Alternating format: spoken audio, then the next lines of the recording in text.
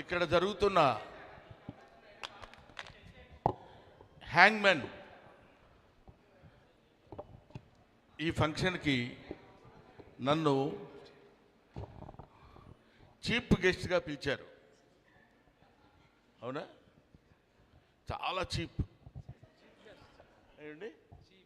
ఓహో, చీఫ్ గెస్ట్గా పిలిచారు. నేను చీఫ్ గెస్ట్ అని ఎందుకన్నానంటే నోరు తిరగలేదు.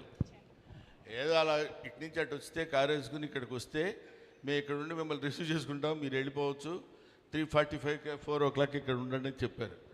అది చాలా ఆనందకరమైనటువంటి విషయం. దాన్ని చీఫ్ గెస్ట్ అంటారు, చీఫ్ గెస్ట్ అంటారో నాకు తెలియదు. సో ఏదేమైనా ఈరోజు ఈ ఫంక్షన్కి నేను ఇక్కడికి రావడానికి ముఖ్య కారణం, నాకు అజయ్ మైసూర్ గారు, ఆయనతో పెద్ద పరిచయం లేదు. ఆ తర్వాత డైరెక్టర్ గారు ఆయన విహాన్ గారు ఇక్కడే చూశాను నేను, ఆయనతో కూడా పెద్ద పరిచయం లేదు. కానీ ఈ టీం కూడా సిన్సియర్గా చెప్పాలంటే నాకు వాళ్ళు పరిచయం లేదనుకంటే వాళ్ళకి నేను పరిచయం లేదు. ఎందుకంటున్నానంటే ఆ మాట,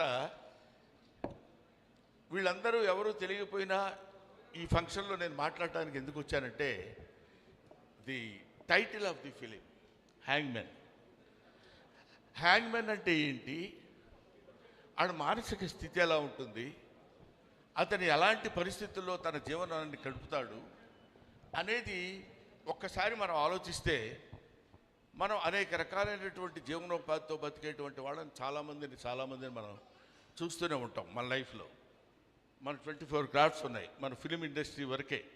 అలాంటిది అనేక రకాలైనటువంటి జీవనోపాధి కలిపేటువంటి వాళ్ళది వేరు. దాన్ని ఇబ్బందికరమైన ఉద్యోగం అనాలా, ఆనందకరమైన ఉద్యోగం అనాలా, అది మామూలు ఉద్యోగమే అనాలా, ఏమనాలో తెలియదు. కానీ అతని ఉద్యోగం ఏంటంటే ఒక మనిషిని ఉరితీయటం. ఉరితీసే మనిషి యొక్క భావోద్వేగాలు ఎలా ఉంటాయి, వాడి జీవన విధానం ఎలా ఉంటుంది, ఎలా గడుపుతాడు అతను.